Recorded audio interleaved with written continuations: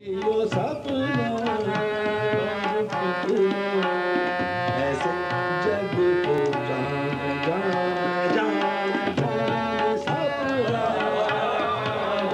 उस्ताद बड़े फतेह अली खान बर्रे सगीर की माया नाज आवाज आज हमेशा के लिए खामोश हो गई। मशहूर कुन आवाज हमेशा कानों में गूंजती रहेगी।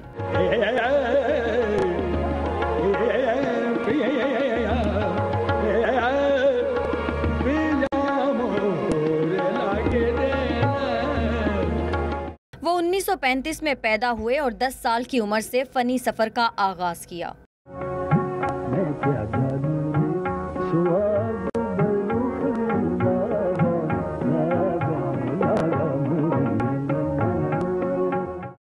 उस्ताद बड़े फतेह अली खान मरहूम उस्ताद अमानत अली खान और हामिद अली खान के भाई थे। तवील अरसे से फेफड़ों के आर्जे में मुब्तला थे। उस्ताद फतेह अली खान की नमाज जनाजा कल लाहौर में अदा की जाएगी। Ta